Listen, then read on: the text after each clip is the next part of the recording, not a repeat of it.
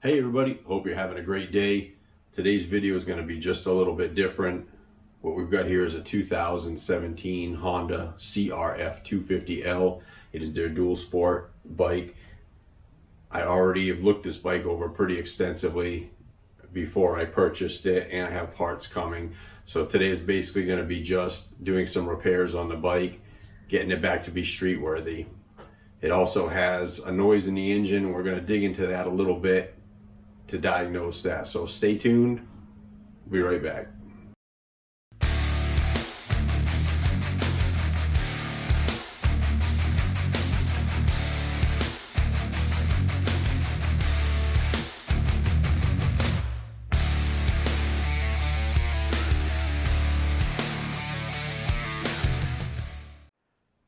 Now the story of this bike is actually pretty sad. I bought it off a gentleman who bought it brand new.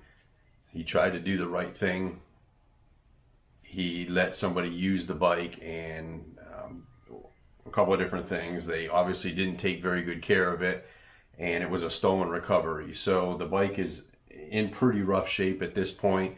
In fact, if I think I remember correctly, he described it as the lowest listing that he could give it was used, fair condition, although he said it was much worse than that.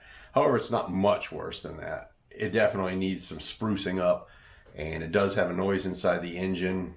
It sounds to me like it's going to be a top end noise, potential valve adjustment or something like that. We're going to dig into that a little bit here, and then the rest of the video is basically going to be just doing repairs on the bike. I'm going to put some front brake pads in it. We're going to rebuild the rear caliper, so if you're interested in how to do that, we're going to go ahead and do that, and just sprucing it up a little bit, and obviously getting the engine noise fixed. We're going to take a quick walk around the bike so you can see it.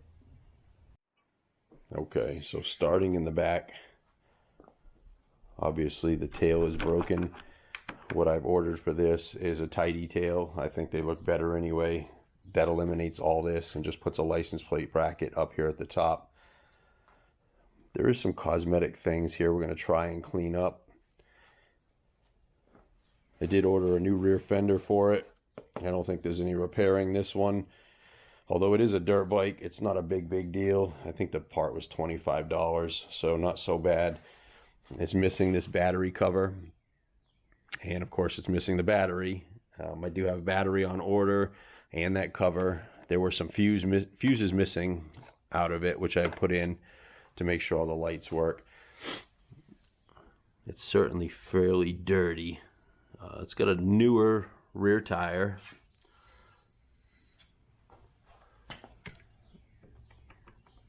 Some parts that are loose, scratches. They had done some wiring on some fancy lighting, which I'm going to remove. It's got more of a street front tire. I did order a tire similar to the back to replace this tire here. Get some bolts in where they belong. It did have a turn signal bulb out. Not a big deal. Front wheel bearings and forks look pretty good. The front brakes themselves are pretty much worn, so we're going to go ahead and put some pads in there. There's pieces broken holding the front headlight cowl on. It's missing a mirror. I'm not too fond of the handlebars. I'm going to go ahead and replace those as well. Like I said, it does have a knock or a noise. Sounds like it's in the top end. I'm going to start the bike up so that you can hear it. You guys tell me what you think it is before I rip into it. I did order a new rear brake pedal. It's like $11. I've got the stuff to change the oil, of course. The screws are all missing for the airbox cover. I did order those. Now it does have a OEM exhaust on it, or factory exhaust. It's not quite bolted in, and some shields missing here. I'm not sure I'm going to replace those shields or just leave it open. Somebody's been in here and they took the baffle or flame arrestor, spark arrestor out, so it is kind of loud, but I guess some people might like that. The rear pegs are missing.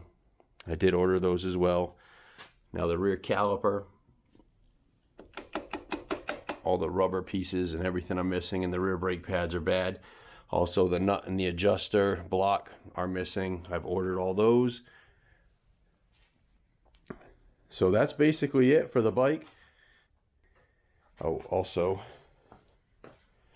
the chain guard. I ordered the chain guard and the block for the chain guide down at the bottom.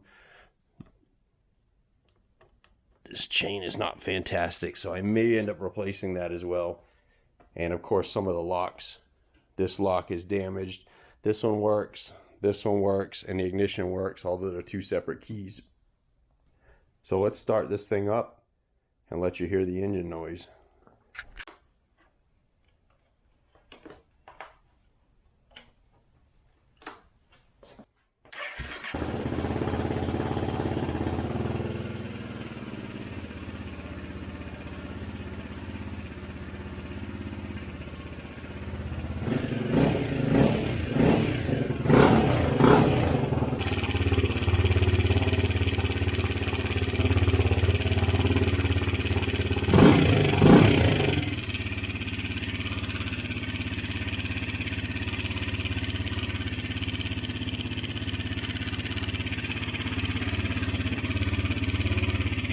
We're going to go ahead and get the valve cover off.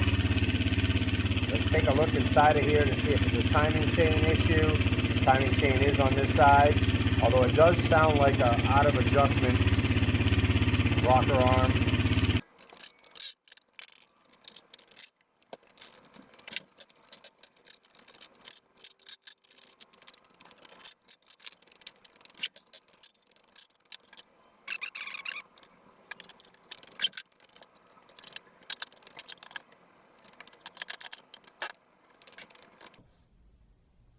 Next thing we're going to do is get this thing on top dead center, compression stroke. To do that, we're going to remove these two covers.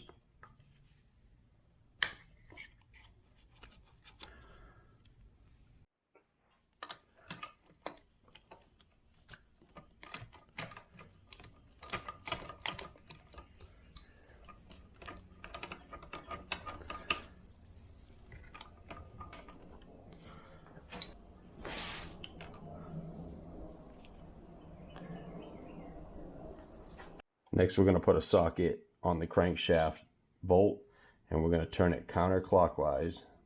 And at the same time, we're going to be looking at the top.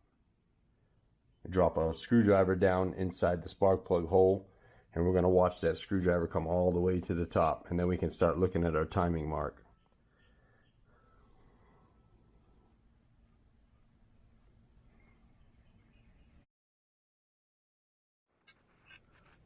Now as we rotate it, we're going to watch for that timing mark to come in.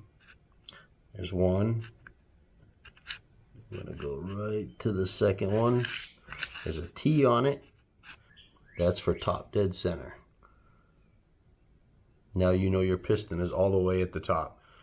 Now we're going to go check our cam timing, our timing chain, and our valve lash. Now that we're at top dead center, we're going to go ahead and get our measurements on our intake and exhaust valve clearances. The exhaust is towards the front. The intake is towards the back. The clearance for the exhaust valves on this are 0.11 inch or 0.28 millimeter for the exhaust, and the intake clearance is 0.006 inch or 0.15 millimeter. Now that's plus or minus. If you're within 0.002 of the measurement, I wouldn't go ahead and mess with it. So we'll grab a set of feeler gauges. Now where you want to make your measurements on this is going to be between the rocker arm and the actual valve stem itself. So right where the screwdriver head is pointing, that's where we're going to take our measurement.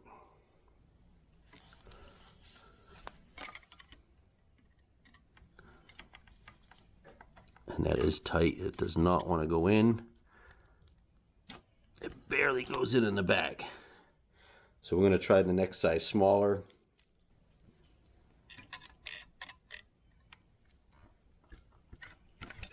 Which slides in fine. So your exhaust measurement is perfect.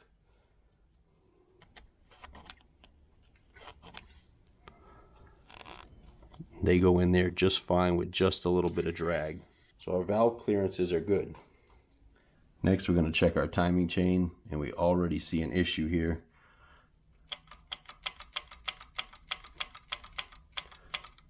So we definitely have way too much movement.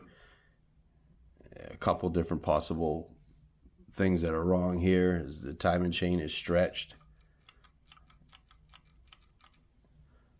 The tensioner, which is right here, could be failed, and there's also plastic guides in here, and those guides could potentially be broken.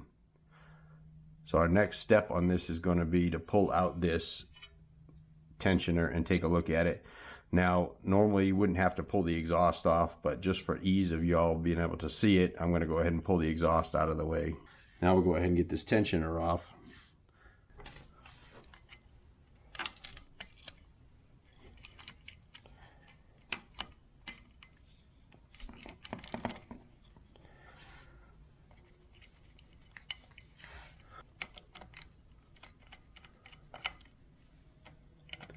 That has like no tension on it whatsoever.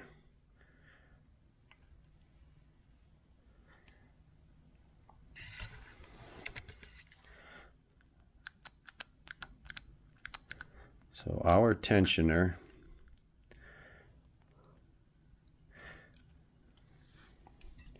is most assuredly crap the bed. That should be springing right out. Nothing. She's stuck in. Now if I go ahead and reach in a hole and do what the tensioner is supposed to do and push on that plastic, there's no play. That is solid as a rock. It's not moving. So what we've got is a bad tensioner. Fairly easy fix. I'm going to go ahead and look down here and just take a look at those plastic guides, but I have a good feeling that they will be okay. If you look down inside the tensioner hole in the cylinder, you can actually see the plastic guide that it pushes on. Okay, it's been a few days. We got a couple parts in. First thing I want to show you is the tensioner. It's going to come with a locking key in it. And I'll push on this and actually remove this key. You see how that springs out and it will not push back in, where this one is locked. So you actually have to insert a screwdriver into it. It has a, it's kind of dark to see, but there's a screwdriver head in there, and you can actually put this on here, turn it clockwise, go ahead and pull that back in. Once it's in all the way, put this locking piece back in here.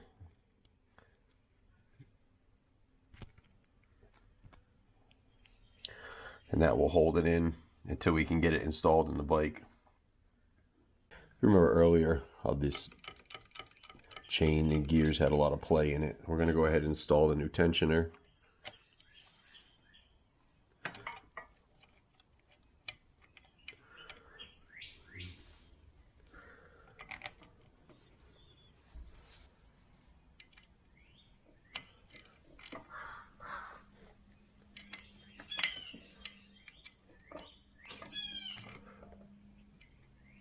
Now we'll remove that locking key.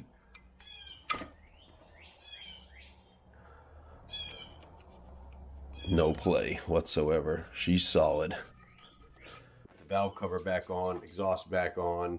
The oil's been changed in the bike. Let's go ahead and start it up and see if we hear that noise anymore.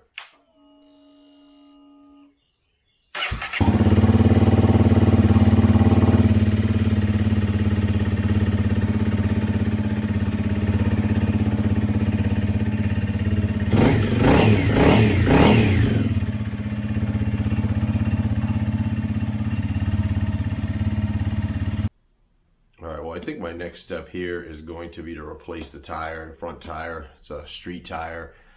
I picked this tire up. It's not the same as the one that's on the back, but it's a It's a similar tread design, so it should work pretty well. A couple things you're going to need for doing this. I mean, if you've got obviously tire irons or whatever, it's better, but some screwdrivers work pretty good. Round the edges off a little bit so you don't put a hole through the tube. You'll need a way to fill the tire and also a way to deflate the tire. Also, spray of soapy water makes it a little bit easier, and a 5-gallon bucket. Now we're fairly lucky on this tire as it does not have a bead lock, which is a clamp inside the tire that actually clamps the tire to the rim. They can really be a pain to get apart, especially on the rear tires. Definitely need to deflate the tire. Spray a little soapy water. We're gonna have to debead it. You don't need really any special tools for this. Usually you can just push down on them and they pop.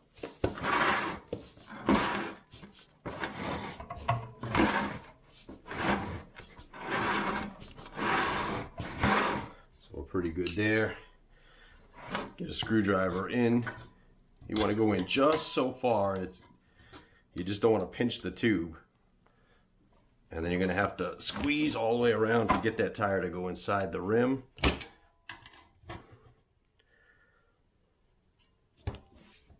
It may fall out because you don't go in too far to pinch the tube, you know.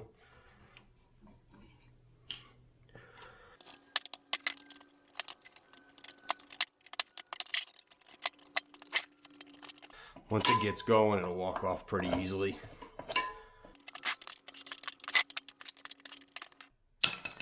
So once you got that all broken down, flip it over, break the bead on the other side. Now we're going to go ahead and fish this tube out.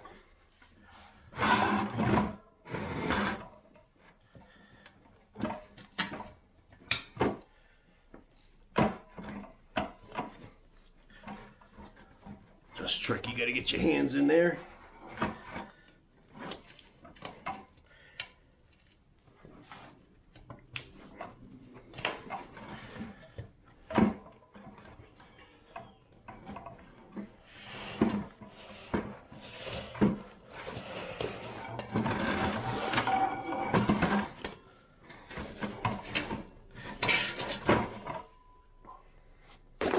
Now we'll do the same thing. Except we gotta lay the tire over to one side. Go all the way in, grab the bottom bead, roll that one up.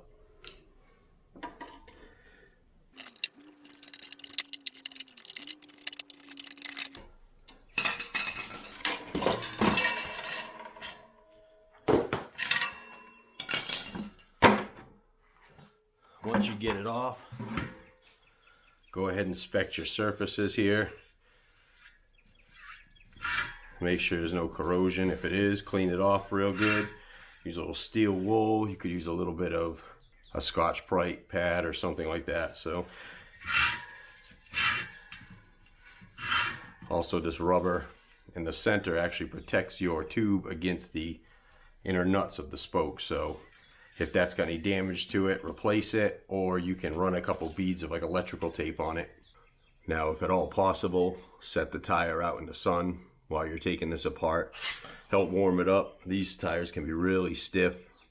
The fronts are not quite as bad as a back motocross tire. Is ridiculous sometimes to do. So if not, a hair dryer or a heat gun will work just nicely to warm the sides of the bead up. And now also, some of these tires will actually have a direction, so you have to keep an eye on it, which direction it needs to go. This particular tire here, which is a Schenko, actually has a different direction whether you put it on the front or the rear. They want to go in this way if you put it on the rear. They want to go in this way if you put it on the front. So the rotor on this bike representing the left side of the bike means that the rotation of this tire is going to be in this direction. We'll match the arrow up on this and mount it so that the tire is mounting in that direction as well. Spray this bead down real good with soapy water. Don't be shy, won't hurt anything.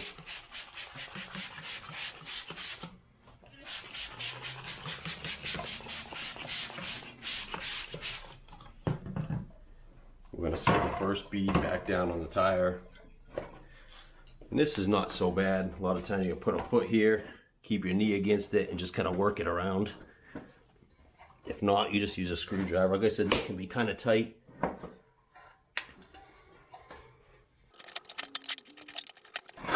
If you're super concerned about scratching up your nice rims, obviously you could run a bead of tape before you start the whole project. So, tires on there nice and free. We're going to set our tube in. Now the hole for our tube is over here. We want to get this started first. And again, spray this thing down with soapy water. Remember doing it on your BMX bike? You're a kid, right? Taking this stuff apart. Ain't no different. This is just a big BMX bike. That's all it is.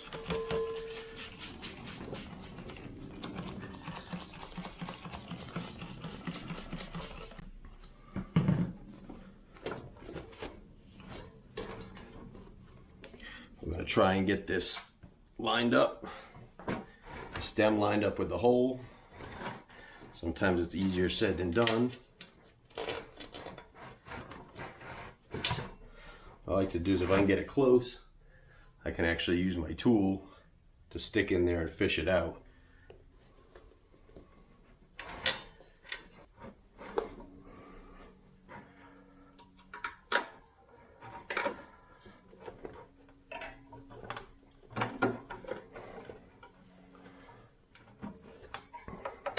Here she is, starting to come through. Put the nut on it.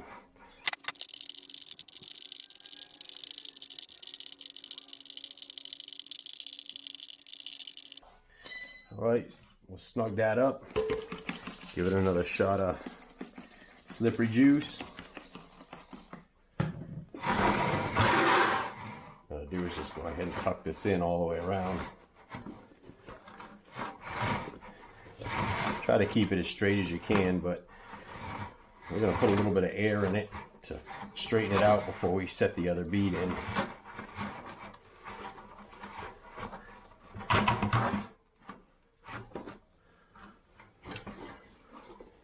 Put the core back in.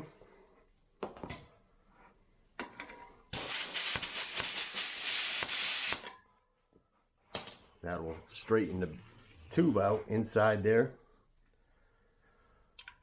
And then we'll let the air back out.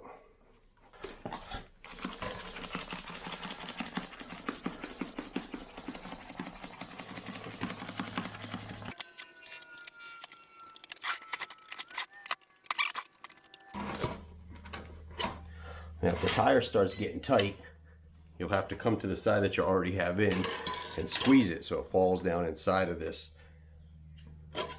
hollow port of the wheel. So far so good over here though.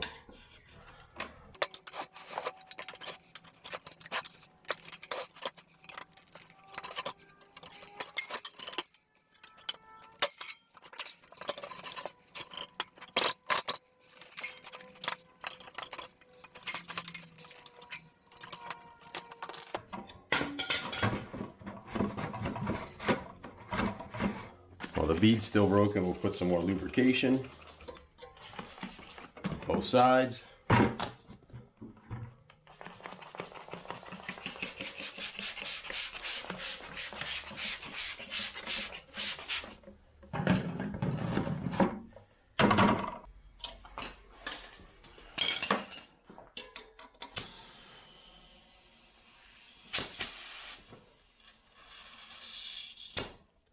going to go inflate it. And what we're looking for is for the tire to pop out all the way around.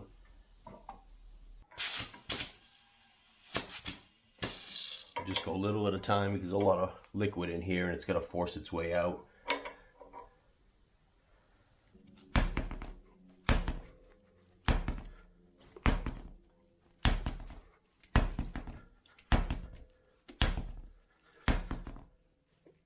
Now if the beads don't seat all the way, you'll have to let the air wall back out again and start over.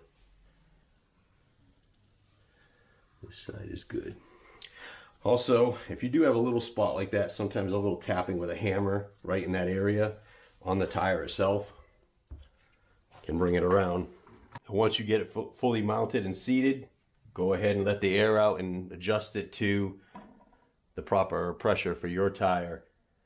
I should note, when seating these beads, you shouldn't exceed 60 psi. These can be very dangerous when they blow up in your face.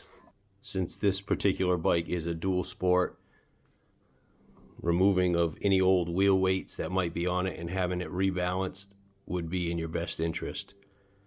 I'm of course not going to do that. While I've got the rear wheel off, replacing the rear wheel bearings and the rear sprocket, let's take a look at this rear caliper. This thing, as you can see, the inner brake pad is bent. I don't really know if somebody put this together wrong. I mean, the pads are fairly well worn. Where the inner pad is, the piston's about halfway out of the bore. So we're gonna rebuild this thing completely. I don't think it really needs a complete rebuild, but I'm gonna do it just for the video. I bought a kit for it since it was missing the rubber pieces and all that stuff. So let me go ahead and get this cleaned up. That's our first order of business. Get all this dirt and everything off of it so we have a clean surface to work with. Now that our caliper and mounting bracket are all cleaned up, for the most part, there was some damage to the outer fins here of this caliper, part of the clamping force. I'm going to go ahead and rebuild this thing, but I may replace this caliper. I mean, it technically should be replaced, but I may replace it. So I'm going to show you how to get the piston out. Now this is potentially very dangerous. You have to use compressed air to get this thing out. Certainly not going to be grabbing this thing with any kind of pliers, as there are seals inside of here. Let's see if I can do this so you can see what's going on here. What we're going to do is we're going to blow compressed air into this hole. It's going to force that piston out. And I mean, it can pinch some fingers or hurt you, so definitely want to put something in the way, similar to one of the old brake pads.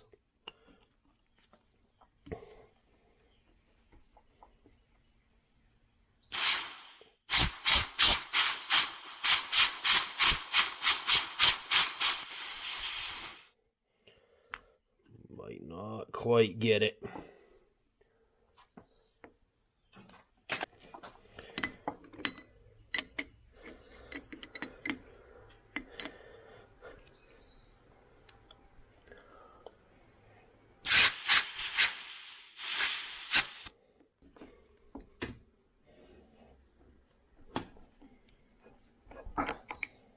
So there she is. I'm going to clean this up real good.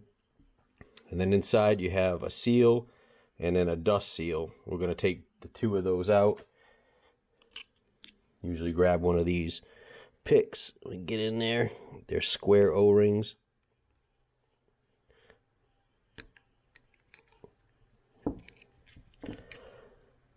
Now a lot of times you have these calipers where they're sitting for a long time. The brake fluid's disgusting in there, and there'll be a lot of corrosion in these little grooves here where the rings, the O-rings sit. You have to get in there and clean that out a little bit. So there's our two seals. Now we're going to clean. I'm going to get in here now that I can get in here and clean this up a little bit more. I'm going to be installing this nice kit made by All Balls. It's real nice. Comes with all your seals, your rubber guides, a new guide pin, crush washers. It's a decent kit. The first thing I want to do is get these O-rings back in. The bigger one generally goes towards the bottom. It doesn't matter which direction they go in. You can put them in any direction. Now they look like they're not going to fit. They look way too big, but they actually sit down inside of that groove. You just don't want to twist them. So sometimes a little tricky, but just get her in there and work her in.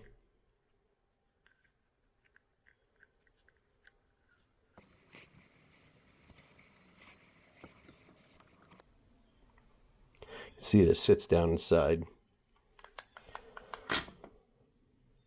Do the same thing for the upper seal.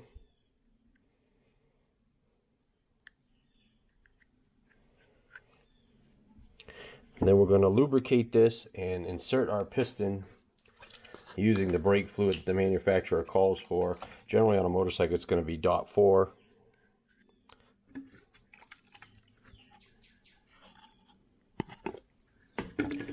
Get the seals moist. Also put some on our piston. And then we're just going to work it in slowly, rocking it back and forth until she pops in. On all of these seals, I like to use a dielectric silicone. And it's just a little dab on here. Help slide that through. It's alright if you fold it up. Slide her through.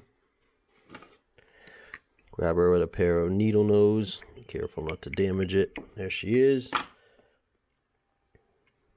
We'll go ahead and set this one in.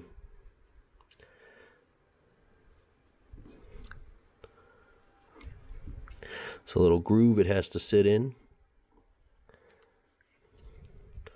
Oh, look at that. It's looking like $1,000,000 already. Okay, so it's been a couple days. We got the rear brake all back together, the rear wheel, got a bunch of parts in for the bike. She's all together now. I'm gonna walk around with you real quick, show you everything we did. Then she's off to getting washed, and we're gonna take her for a ride. We'll start here in the back. While I had the rear wheel off, I went ahead and put a new sprocket on it, a new chain, a new front sprocket as well, chain guard, and the block down below that was missing. This side plastic was missing, new battery. I put rear pegs on it. I went ahead and replaced the front pegs. They were pretty bent up. Obviously with some bolts missing here and there. There's a chain cover that goes there, but at the time of this, or when I was ordering the parts, it was back ordered. If I remember right, there was some issue where I couldn't get it. I may get it in the future. Put the new front tire on, as you saw. Bolts that were missing, pieces for the stay that were missing. It's got a new set of front brake pads.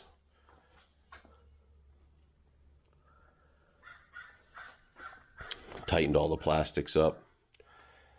I put bulbs in for the tail light and the turn signals in the front. Put a new set of bars on it. New mirrors, which are fairly inexpensive.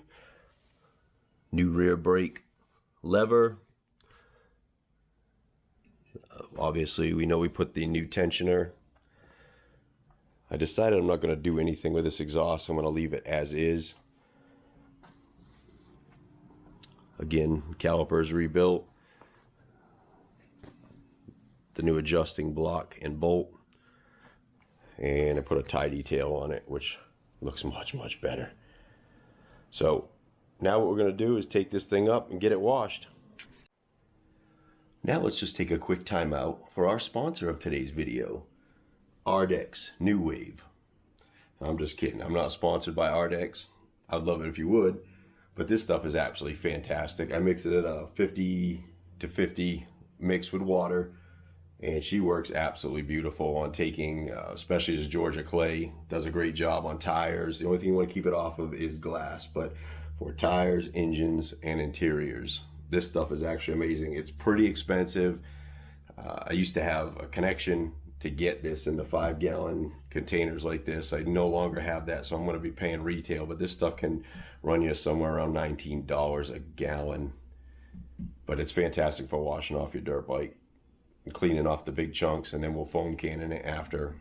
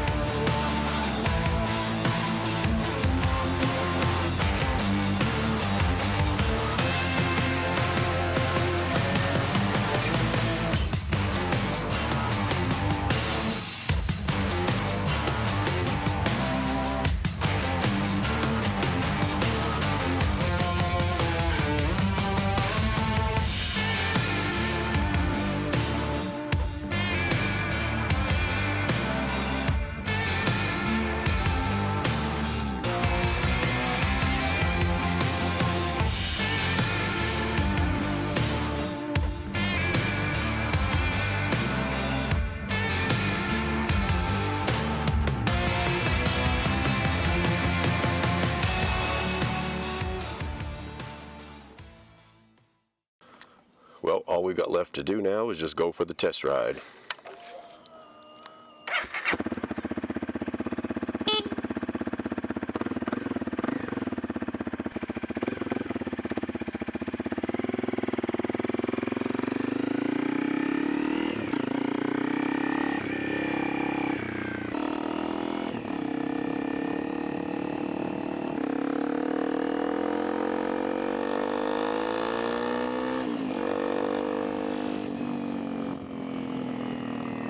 Not going to be able to go too far. It's just about on empty. I have the same model bike. Mine's a little bit older. And I have the electronic jet kit in it, and a K&N filter, and a couple other things that I've done to it. And it makes a huge difference on acceleration, for sure. This one almost feels like it's a little hesitant right off the line, but may have old fuel in it. Who really knows?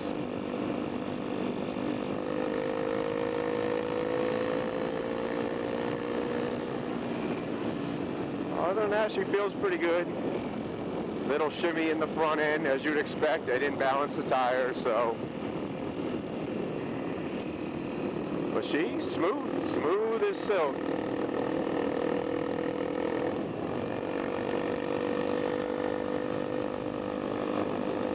I'm wondering if pulling the baffle out of the exhaust is causing a slight lean condition that the fuel injection can't keep up with.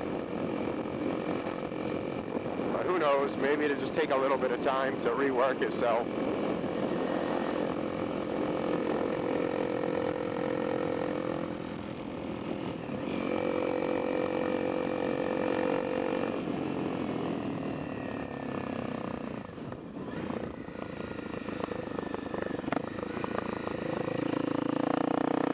Take any chances of running out of gas, so yeah, just take it for a quick little ride. Well,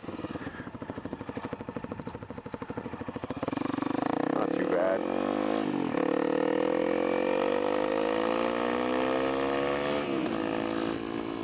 She's popping back through the exhaust just a little bit. It's definitely telling me she's lean on decel. It feels like it starts pulling pretty good at about 7,000 RPM. Feels like, yeah, just coming into the power band right there. She's a good little cruiser. One thing I hate about these CRF250Ls, and I don't know why they did it, but like the horn button is above the turn signal button. That just seems like really odd to me.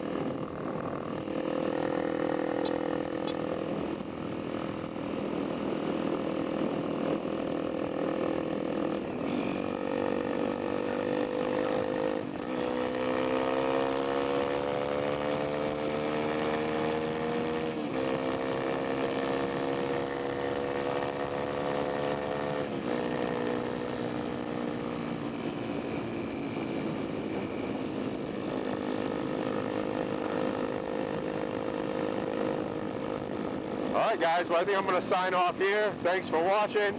Hit that like button, hit that subscribe button. I'll bring a little bit more content to you. Leave some comments down in the bottom there in the comments section. Let me know what you think, and appreciate you watching guys. Thank you so much.